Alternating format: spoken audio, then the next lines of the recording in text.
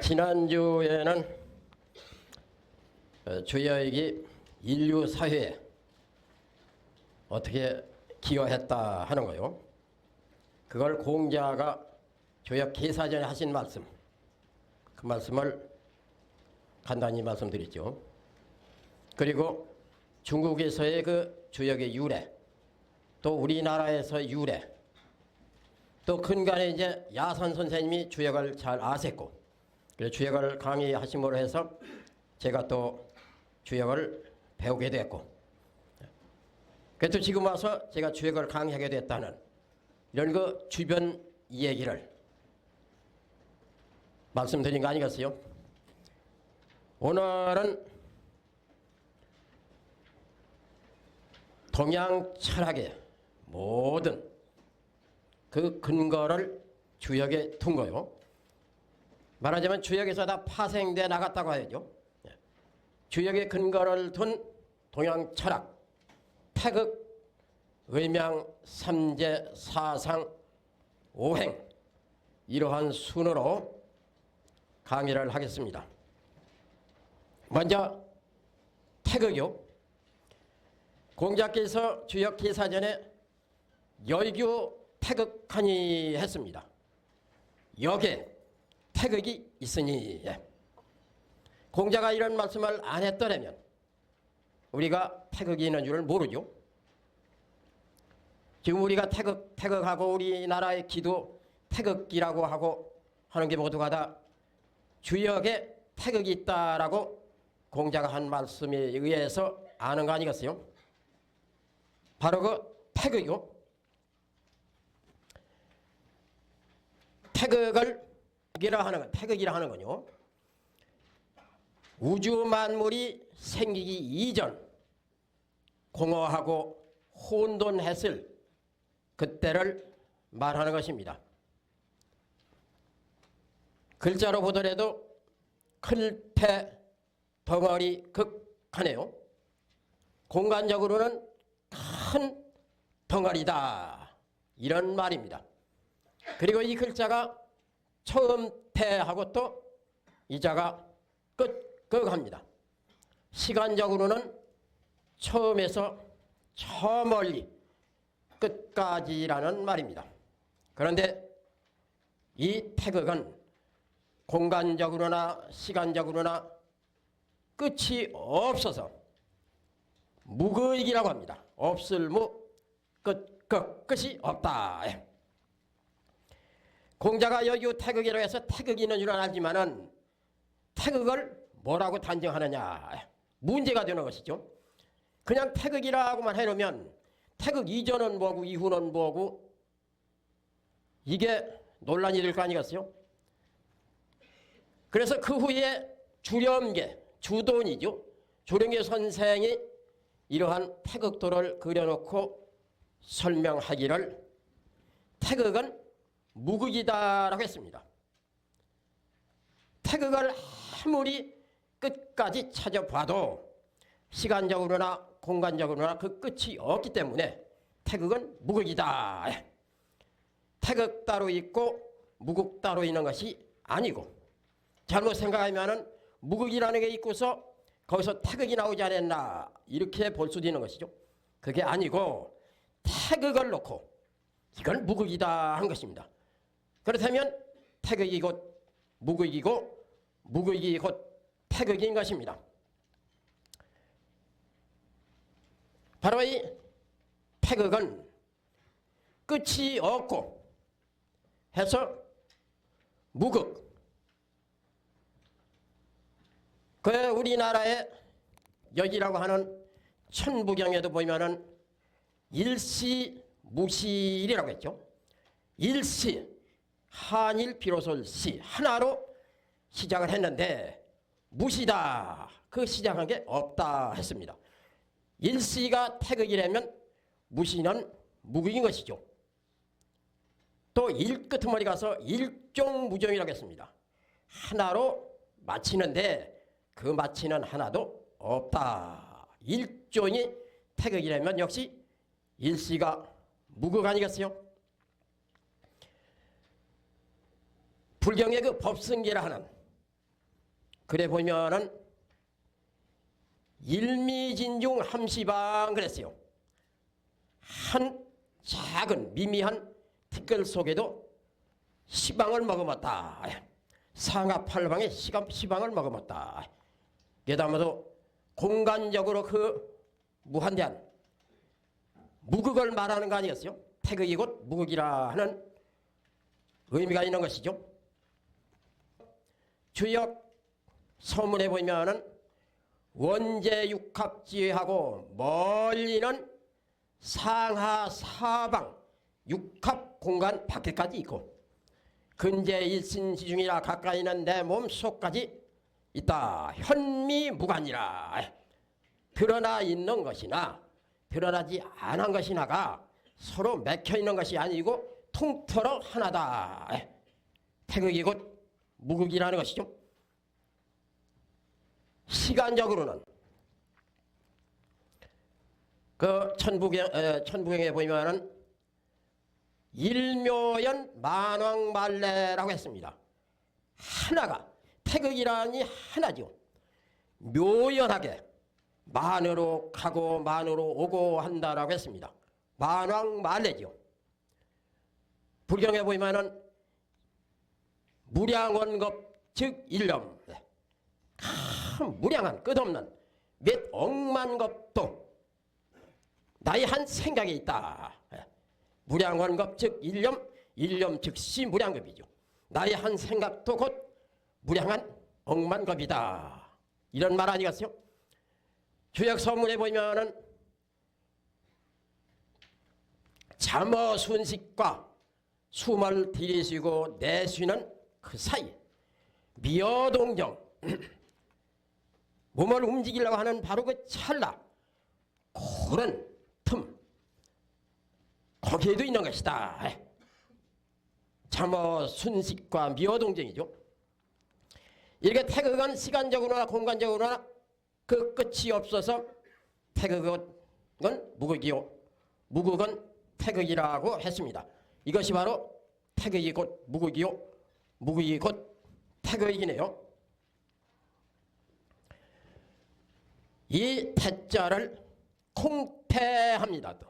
이 태자의 의미가 참 많아요. 콩이라는 것을 물에 붉히면은 양쪽으로 떡잎이 생기고 속에서 신볼이 나옵니다. 그것이 바로 핵이 아니겠어요? 태극은 만물의 근원이 됩니다. 만물은 바로 태극에서 나오는 것이죠. 태극에서 나올 적에 생명체, 영생불멸하는 그 생명체 핵을 가지고 나옵니다. 모든 생명체는 다 생물은 그 핵을 보유하고 있는 겁니다. 나무 열매가 땅에 떨어지면은 썩을 것 같아도 썩지 않고 살아나서 싹이 더 나옵니다. 그것이 바로 영생불멸하는 그 태극의 생명체인 핵을 보유하고 있기 때문인 것입니다. 태극은 이렇게 사랑으로서 만물을 냅니다. 태극 사상은 곧 사랑이 아니겠어요? 그렇기 때문에 모든 생물은 다 태극의 자손이고 태극이 볼 적에는 모든 생물이 다 그 자손이죠. 모든 생물이 생각할 적에는 태극이 다 할아버지입니다. 내 생명이 소중하면 다른 모든 생명도 다 소중한 거 아니겠어요? 그래서 태극 사상 그 사랑을 모든 생명에게 지어 미물까지라도 다 나와 똑같은 태극을 보유하고 있으니까 사랑을 해 주어야 하는 것입니다. 바로 이 태극을 놓고 조령배 선생은 이렇게 말했네요. 상수미허잉이 길이 이구하고 상수가 아직 그 형체로 드러나지 않았은 적이고 그런데 드러나지는 않았는데 속에 그 이치는 임의 갖출구, 임의 갖추고 있다.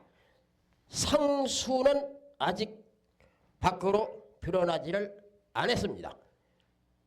그런데 속에 보이지 않는 그 이치를 다 갖추고 있네요. 그 다음에는 형기이현임, 그렇기 임의 나타날 현, 길이 무짐이라.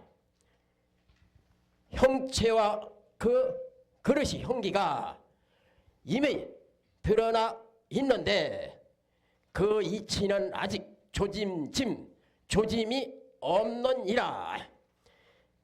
형체는 태극으로서 드러나 있지만은 아직 그 이치는 징조가 보이지를 않냐. 상수는 이미 아직 나타나지 않았는데 속의 이치는 갖추고 있어. 이것이 바로 무극의 태극이요 태극의 무극이라는 것입니다. 그렇죠. 형기가 이미 나타났다 하면 태극 아니었어요. 그러나 그 이치가 아직 조짐을 보이지 않는다 하면 무극이죠. 상수가 아직 나타나지 않았다 하면 무극 아니었어요. 그 이치가 이미 갖춰졌다 하면 태극이죠. 그래서 무극이 태극이요 태극이 무극이라는 뜻을 가지고 있는 것입니다. 이렇게 놓고 보면은 무극이 태극이 아니겠느냐 이죠.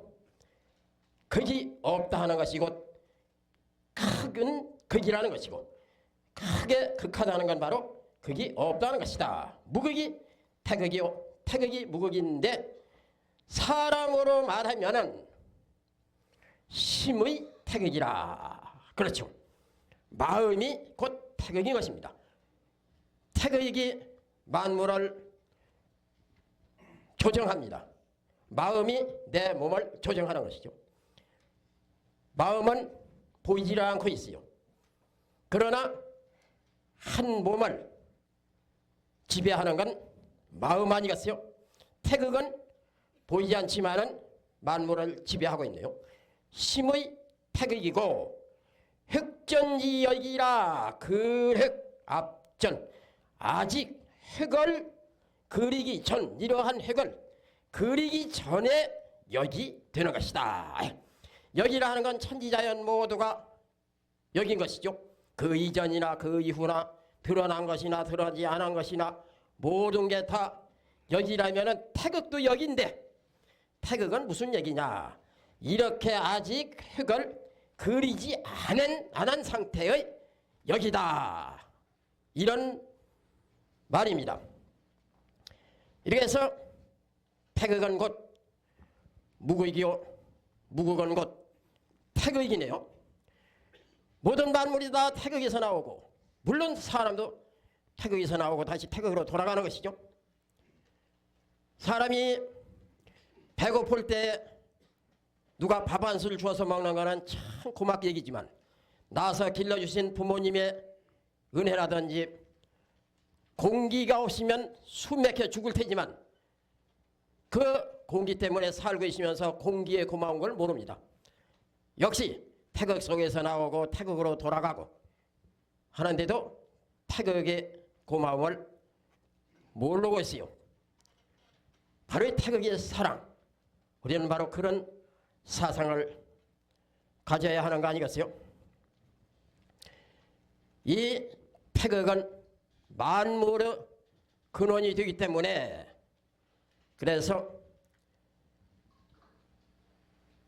춘하추동하면은 춘이 채태극이고 원형이정하면 원이 태극이고 인이예지하면 인이 태극이고 동서남북하면 동이 태극이고 모든 그 근원이 태극인 것입니다.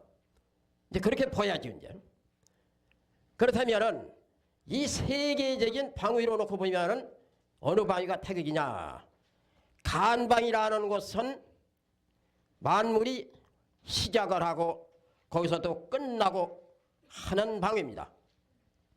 종만물, 시만물, 물건을 끝내고 또 물건을 시작하고 하는 것이 바로 막성후 간. 간방이다. 주역이 이렇게 말했습니다.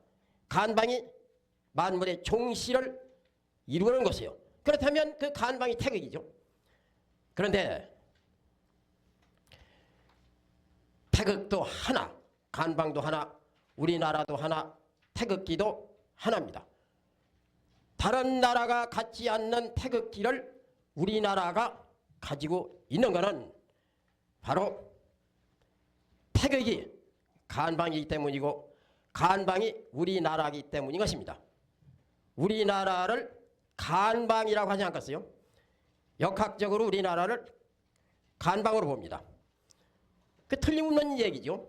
우리나라가 간방이기 때문에, 간방 곧 태극이기 때문에, 그래서 태극기를 국기로 보유하는 것이다. 이렇게 말할 수 있는 거 아니겠어요? 그렇기 때문에 우리는 태극기만 흔들려고 하지 말고 그 태극을 깊이 연구해 봐야 합니다. 그래서 태극을 잘 알아야죠. 태극을 안다는 것은 바로 우리나라를 아는 것이고, 또 태극을 사랑한다고 하면은 우리나라를 사랑하는 거 아니겠어요?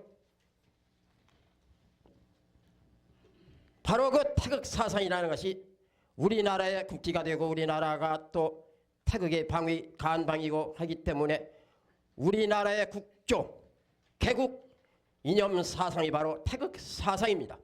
홍익인간 사상이 아니겠어요? 홍익 널리 크게 세상을 유익하게 한다 하는 바로 홍익이야말로 사랑인 것입니다. 태극 사상이 곧 홍익인간 사상인 것이죠. 그러면 그 태극이 만물을 낸다고 했는데 어떻게 만물을 내고 있느냐? 태극이 직접 만물을 내는 게 아니라 이 태극에서 음양이 나오는 것입니다. 공자는 여규 태극하니 하고서 주역에 태극이 있으니 시생양의하고 했습니다.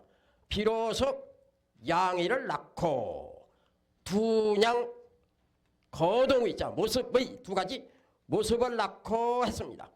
태극이 음양을 낳는 것입니다. 태극은 아까 말한 바 같이 만물이 있기 이전에 그 공허하고 혼돈했을 때라고 한 것이죠. 바로 그 공허한 태극이 살아서 운동을 합니다. 그런데 거기서 뭐가 나오느냐? 동해서 양이 나오고 이러한 양이 동에서 나옵니다. 이러한 음이 정해서 나옵니다. 그래서 태극이 나오는 양과 음을 그리는데 양은 하나로 긋고 음은 둘로 나누어 긋습니다. 왜? 태극에서 먼저 나온 것이 양이니까 먼저 해서 하나 긋고 두 번째 나온 것이 음이니까 둘로 나누어 그은 것이죠. 그러고 보면은 하나로 그은 양은 둥그런 한울이 되고 둘로 나누어 그은 것은 수륙으로 갈라져 있는 땅이 되는 것입니다.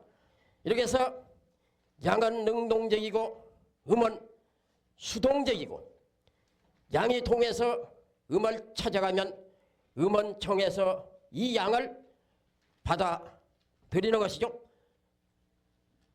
하늘의 기운을 땅이 받아들여서 만물을 잉태하고 남자의 양을 여자의 음이 받아들여서 또 자녀간에 임신을 하고 하는 거 아니겠어요? 이렇게 해서 태극에서 맨 먼저 나온 양을 하나로 그었고 두 번째 나온 음을 둘로 그었는데 이것은 바로 양적 동물의 성기가 되고 이건 바로 음적 동물의 성기가 된 것입니다. 그대로 남녀 음양이 다 그러한 생식기를 가지고 나온 거예요. 그래서 동하는 양이 늘 먼저 앞서야죠. 양선어 음이라 양이 음보다 먼저 한다. 남선어 여라. 지금은 예식장에서 동시에 혼인을 합니다만 옛날에는 남자가 혼행을 차려가지고 여자의 집을 가서 혼인예를 올리고 신행을 해오는 거 아니겠어요? 그래서 대남이 항해라 남자를 기다려서 시집을 가는 것이다 그랬죠. 정적인 음과 동적인 양의 선후가 바로 그러네요. 짐승도 수컷이 암컷을 찾아가고 벌나비가 꽃을 찾아가는 거 아니겠어요? 이래서 태극이 생양이라 두 가지 모습 의자 두 가지 모습이 태극에서 나왔네요. 지금 음양을 얘기하는 것입니다. 이 음과 양이라 하는 거예요. 태극에서 나오고 있죠. 태극에서 양이 나오고 음이 나오는데 양은 가볍고 맑고 해서 경청합니다. 경청한 양은 올라가서 하늘이 되고 음은 무겁고 탁합니다. 중탁. 중탁한 음은 내려앉아서 땅이 됩니다. 그래서 태극에서 음양이 나옴과 동시에 천지조판이라 비로소 일조 판단할 판 천지가 위아래로 비로소 판단이 됐다 이라는 거 아니겠어요? 그 음양은 바로 천지창조가 됐네요. 양의 깨끗하고 맑은 쌀매번에 풀을 청한 자, 그 정할 정자, 정신이라는 정, 양의 정한 기운은 해가 되고 음의 정한 기운은 달이 된 것입니다. 사람에게는 양은 남자고 음은 여자죠. 이래서 이 음양이라 하는 것은 상대적인 그런 원리를 가지고 있어요. 그래서 음양을 알려면은 꼭 대립되는 것만 가지고 말하면 그것이 다 음양이다 이겁니다. 양이라는 글자나 음이라는 글자가 다 부방변에 쓰여 언덕부, 언덕이 있고서 그늘진 곳은 음이고 볕든 곳은 양이죠. 음이라는 건 그 숫자로 2, 4, 6, 80 짝수를 말하는 것이고 양이라는 것은 숫자로 1, 3, 5, 7, 9 홀수를 말하는 것입니다. 이 글자도 부방변에 그늘진 곳이라는 이 글자도 획이 8획이고 또 이 부방변에 볕든 곳이라고 하는 이 부방변 한 이 글자도 9획입니다. 그렇다면 9은 양 홀수고 8은 짝수네요. 자연히 음양이라 하는 건 이렇게 글자 자체도 다 이러한 의미를 내포하고 있고 또 표현하고 있는 거 아니겠어요?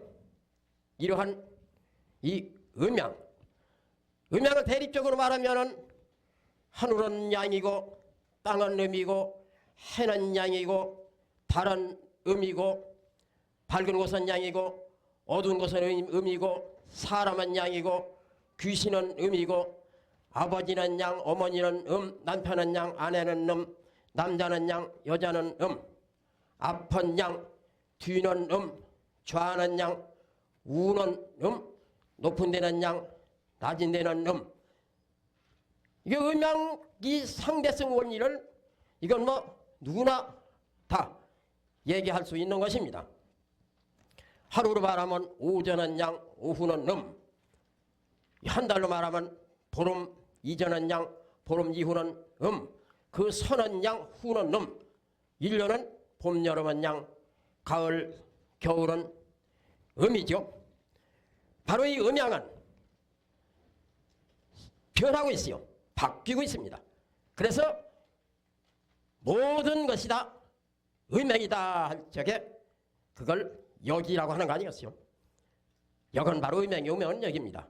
바뀌기 때문에 주역의 괴가 이루어지고 책이 이루어지고 또 다른 모든 철학적인 학문도 다 음양 없이는 안 돼요. 전부 그 근원이 음양이죠. 그래서 바꾸력자 역이라고 하는 거 아니겠어요? 음이 변하면 양이 되고 양이 변하면 음이 됩니다. 낮은 양이고 밤은 음인지 낮이 변하면 밤이 되고 밤이 변하면 낮이 됩니다. 바로 이 음양, 양은 음을 밀어내고 음은 양을 밀어내죠. 양이 오면은 음이 물러나고 음이 오면은 양이 물러납니다. 이렇게 해서 음양이라는 것은 서로 대립하면서 서로 또 밀어내고 밀려나고 상승작용을 합니다. 상승작용. 이 상승작용을 하는 음양은 또 음 없이 양 홀로 뭔 일을 못하고 양 없이 또 음 홀로 아무 일도 안 되는 거죠. 음은 양을 필요로 하고 양은 음을 필요로 하고 이렇게 해서 음양은 상호 보완 작용을 합니다. 남자 혼자 못 살고 여자 혼자 못 살기 때문에 남녀가 혼합을 하고 그래가지고 아들딸을 가정을 이루고 아들딸을 낳고 인류 역사를 잇고 하는 거 아니겠어요? 바로 이 음양은 그렇기 때문에 태극에서 처음에 음양이 나왔건만은 그것은 만물이 계속 이어지는 것이죠. 그걸 생생지위역이라고 합니다. 자꾸 낳고 진화하고 하는 것이 바로 역인 것이다. 바로 이 음양. 음의 전성기에는 양이 꿈틀거리고 양의 전성기에는 음이 시작을 하는 것입니다. 양의 전성기에 음이 시작한다고 하는 것은 바로 낮이라 하는 밝은 양이 어두운 밤이 오나라 초저녁 침침해지고 어두운 밤이 밝은 양이 오나라 새벽으로 밝아지는 거 아니겠어요? 추운 겨울의 음이 한참 성하다가 더운 여름 양이 오나라 봄으로 따서지고 더운 여름이 한참 성하다가 추운 겨울 또 그 음이 오나라 또 가을로 서늘해지죠. 그런데 음양은 음 속에 양이 있고 양 속에 음이 있습니다. 겨울 음 속에 추운 겨울 속에는 양의 조한 게 들어있어요. 또 땅을 파보면은 훈훈합니다. 여름 양으로 더운 때 그때는 또 음으로 습한 게 있습니다. 땅을 파보면은 서늘한 기운이 있어요. 그래서 음 속에 양이 들어있고 양 속에 음이 들어있다. 사람은 바로 이 인류 사회에서 살면서 음양관계로 삽니다. 물론 부부도 음양이지만은 사회 모든 사람들이 나와 너가 음양관계입니다. 음 속에 양이 있고 양 속에 음이 있듯이 나 속에 남이 들어있고 남 속에 내가 또 들어있는 것입니다. 그렇다면 음이 양을 필요로 하고 양이 음을 필요로 하듯이 그래서 음양이 만나가지고 조화를 이루듯이 사람도 나와 너의 음양이 서로 화합을 이루고 또 나라는 사람 속에 남이 들어있으니까 내가 싫은 것은 남도 싫어할 것이고 내가 좋은 것은 남도 좋아할 것이다. 기소불욕을 물시어이니라 내가 하고자 않는 것은 남한테 베풀면 안 되는 것이다. 이런 글도 있죠. 내가 싫은 걸 남한테 베풀 까닭이 없죠. 그래서는 안 되죠. 또 내가 좋은 것은 남도 좋아할 테니까 또 베풀어 보여야 하는 것이고 이렇게 해서 음양이 서로 보완하고 화합하고 하듯이 사람과 사람의 음양도 보완하고 화합하고 하면은 평화로운 사회를 이루는 거 아니겠어요? 이렇게 해서 이 음양이라 하는 것은 태극이 있는 곳에 반드시 있기 마련이죠. 태극이 없이는 음양이 나올 곳이 없으니까요. 태극이 있는 곳에 음양이 있고 역시 음양이 있는 곳에는 음양을 낳은 태극이 있는 것입니다. 그래서 태극과 음양을 놓고 볼 적에 태극이라 하는 일원에서 음양이라 하는 이원이 나온 거죠. 이론적 이원론이 되는 것입니다. 태극과 음양을 놓고 말할 적에 이론적 이원론이라고 하는 것이죠. 이게 한 가지만 가지고도 자세히 얘기하려면 상당히 시간이 걸려요. 그런데 이렇게 하다 보면은 몇 달을 해야 하기 때문에 여기는 본문을 강의하는 것이죠. 그렇다고 해서 이걸 그냥 넘어갈 수 없고 주역에 속해 있는 거기 때문에 그 원리만 간단히 말씀드리는 것입니다. 삼재네요. 석삼 재질이라는 재자입니다. 바탕재, 제목재. 이자가 나무목변에 제주제 한자를 나무목을 빼고 제주제자만 쓴 겁니다. 제목, 바탕, 질적인 걸 말하는 것입니다. 세 가지의 바탕이네요.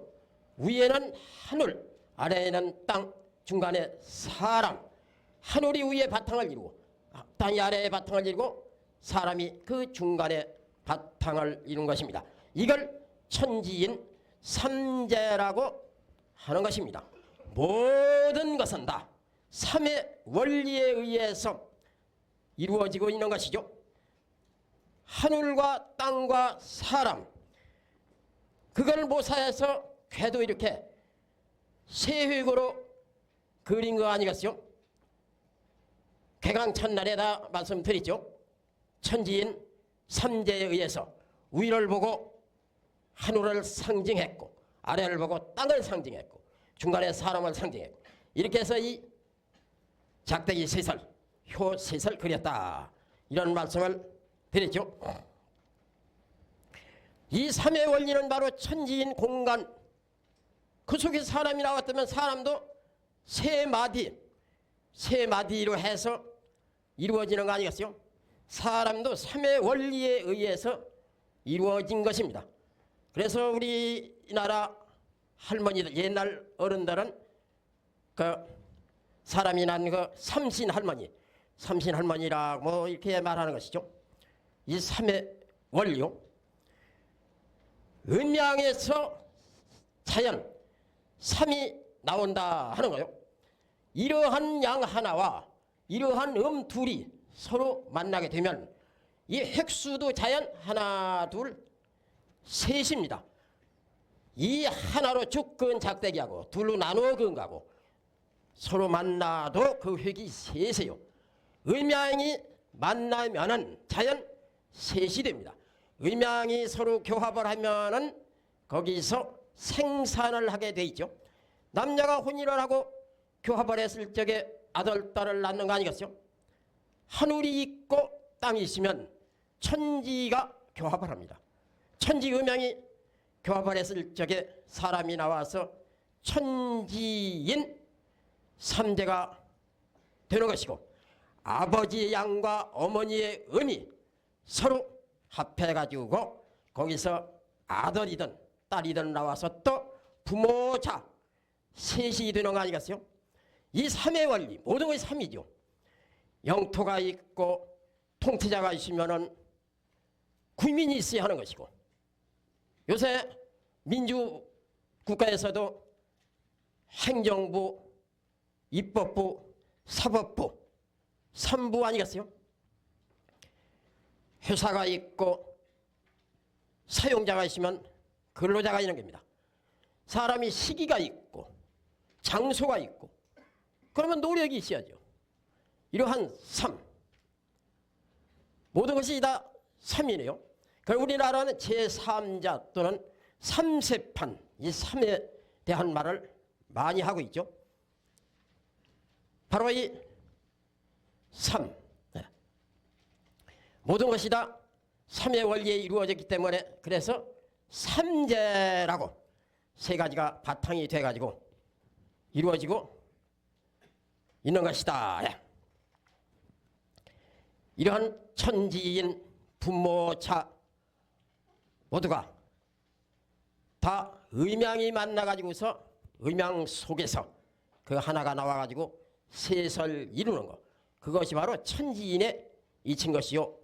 천지인은 바로 삼의 원리인 것이다. 한일자하고 두이자하고를 합하면 석삼자가 됩니다. 모든 것이 이렇게 합하면 셋이 돼요. 날일변에 다로를 하면은 세 번째 가서는 밝은 명이 돼요. 이 셋이라는 게 참 중요하죠. 하늘과 땅이 있지만은 사람이 참 중요해요. 아까 말했습니다만은 정부 통치자가 있고 영토가 있다 하더라도 국민이 있어야 할 거 아니겠어요? 이 셋이 세 번째가 참 중요한 것입니다. 이게 그리고 이 철학적으로도 이런 명리학이나 이런 데 봐도 모두 삼합인 이런 말 하지 않겠어요? 신자진 삼합, 사유축 삼합, 인호술 삼합, 해묘미 삼합, 이것도 다 삼합 세 가지가 다 합이 되어야 한다 하는 이러한 삼에 대해서 또 합이라는 말까지 붙일 수 있을 정도로 삼이라는 건 중요한 것이라는 것이죠. 그러면 그 태극이 있어서 음양이 나왔고, 음양이 합해서 삼재가 나왔고, 그렇다면은 바로 이 삼재는 음양에서 나오고 음양은 태극에서 나왔으니까 태극으로 놓고 볼 적에는 음양은 태극의 일원과 음양의 이원에서 이론적 이원론이고, 삼재로 말하면은 태극에서 볼 적이 이론적 삼원론이네요. 태극의 일원에서 음양이 이미 삼재가 됐기 때문에 이론적 삼원론이 되는 것입니다. 이렇게 해서 이 삼재요. 그 다음에는 사상이네요. 넉사자, 형상상자, 사상입니다.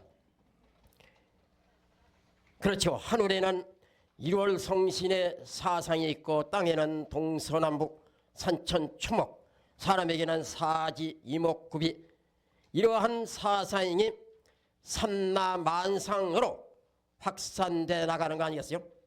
바로 이 사상은 역학적으로 말하면은 태양, 소음, 소양, 태음을 말하는 것입니다. 이것이 바로 사상이네요. 사상이 이거는 요새 그리기 쉽고 쓰기 쉽게 하나라고 이렇게 했습니다만은 원래 나오는 것은 태극에서 이렇게 나옵니다. 양과 두 가지 모습이네요. 양이 양으로 진화한 것은 태양이고, 양의 음으로 분화된 것은 소음이고, 음이 음으로 진화한 것은 태음이고, 음이 양으로 분화된 건 소양입니다. 양이 커져 태양인데 작은 음이 왔으니까 소음할 거 아니겠어요? 음이 커져서 태음인데 이거는 음이 커진 게 아니고 작은 양이 하나 왔네요. 이걸 보고서 이제 소양이다 하는 것이죠. 그래서 태양, 소음, 소양, 태음. 태양이 제1위고 소음이 제2위고 소양이 제3위고 태음이 제4위입니다. 이렇게 해서 저걸 봐서는 잘 몰라요. 이렇게 봐야 1위가 태양, 2위가 소음, 3위가 소양, 4위가 태음 해서 태양, 소음, 소양, 태음, 이러한 순서로 바로 태극에서 나온 음양은 사상을 낳고 있는 것이죠. 이건 뭐냐? 태극에서 음양 둘이 나오는 것은 이것이 바로 일생이법이라고 하는 겁니다. 일생이법. 하나에서 둘이 나오는 법칙이다. 그렇죠. 태극이라는 하나에서 음양이라는 둘이 나오고 있네요. 이것이 바로 일생이법이네요. 만약에 일생이법이 아니고 그냥 일생일법으로 양 하나가 나왔다든지 음 하나가 나왔다든지 하면은 이 우주 만물이 지금까지 지탱할 수가 없죠. 그렇게 음양이 이 일생이법에 의해서 나왔기 때문에 그 음양한 만물을 낳고 또 계속 낳고 진화하고 발전하고 다 이렇게 된 것이죠. 이렇게 해서 태극에서 음양 둘이 나오는 것을 일생이법이라고 합니다. 그럼 그 일생이법이 태극에서 음양 나오는 데만 해당하냐? 그렇지 않죠. 계속 적용이 돼야죠. 음양에서 또 태극에서 음양이 나오는 분열의 법칙, 일생이법, 이 법칙에 의해서 또 둘씩 나옵니다. 이 양 하나에서 또 음양 둘이 나오고 이 음 하나에서 또 음양 둘이 나오고 그러고 보니까 태양, 소음, 소양, 태음에서 사상이라 하는 것이 나오게 되는 것이죠. 이것이 바로 일생이법이라 하는 그 분열의 법칙에 의해서 나오는 것입니다. 좀 쇠사할까요?